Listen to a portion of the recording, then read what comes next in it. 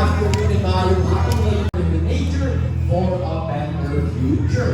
So, quick background on Davao Public Park and Zoo. We are a rescue center aimed at the conservation, preservation, and hopefully rehabilitation of our animal population, not just here in the Philippines, but the rest of the world.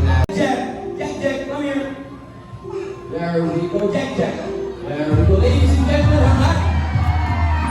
ladies and gentlemen, that is our Bangiti guy, previously known as the Red-backed sea eagle. Now, these animals are the direct descendants of the velociraptors we see in the movie Jurassic Park 4. They are what we call as raptors, and they are birds of prey.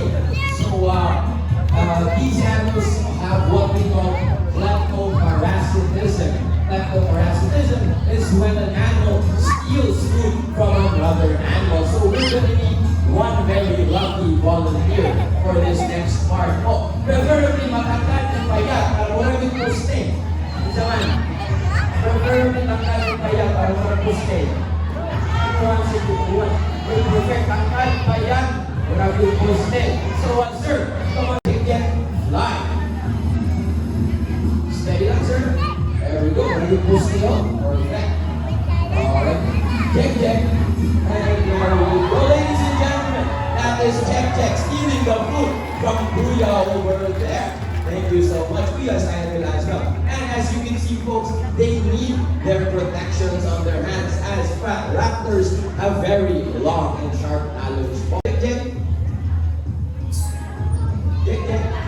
There we go. So ladies and gentlemen, Jack is still, well, he is seeing a lot of new faces. So he is curious about each and every one of you. So anyone not familiar to him, he will take his time investigating. And na-curious siya to a lot of people in the arena. Jack. Okay. That's some of this afternoon. Jack, ladies and gentlemen. But nothing to worry about because again, we don't want to alter their behavior. So as much as possible, we want them to follow their natural. Gentlemen, that is Jack, our from Mini Bike. And give them a round of applause, please.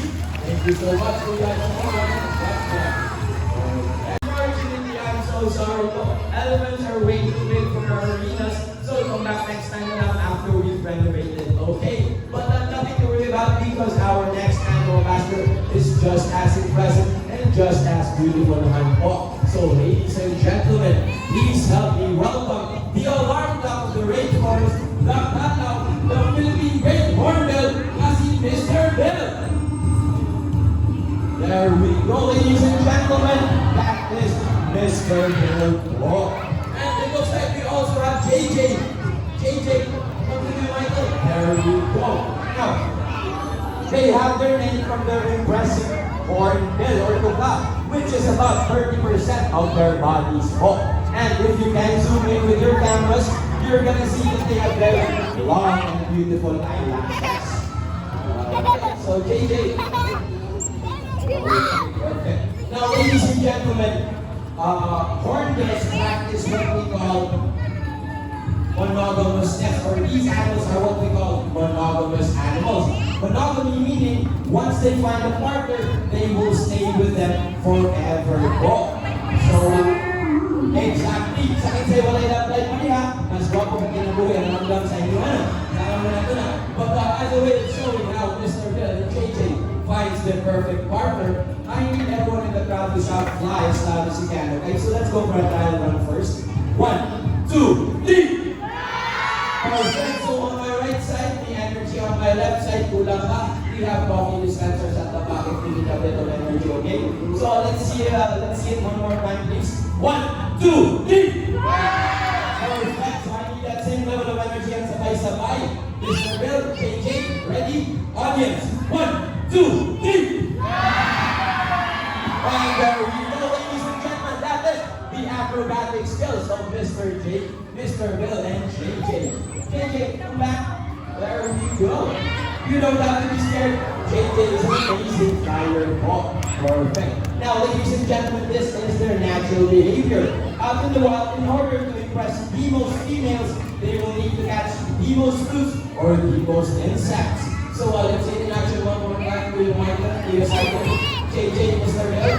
Audience, 1, 2, 3.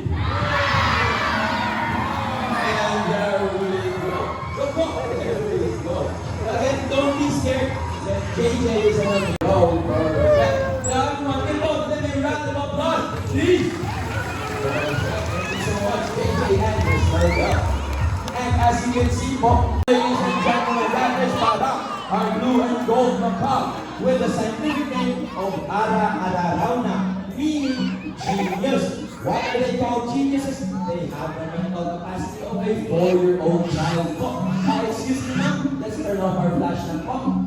Yes po, ikaw. The flash on your phone. Thank you so much. Now again, ladies and gentlemen, these guys are certified geniuses po. And they have what we call zygodactyl feet.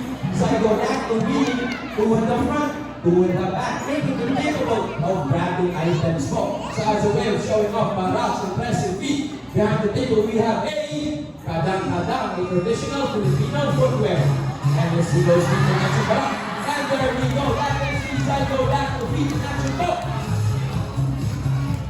Nice one, Barak. Impressive footwork there. High five mo na, appear mo na Barak. High five, there we go, perfect. Now, ladies and gentlemen, not only is Barak fashion conscious, but there we go. Now, ladies and gentlemen, Kuya Gucci will drop flash on the table and we'll see how Barak segregates it up.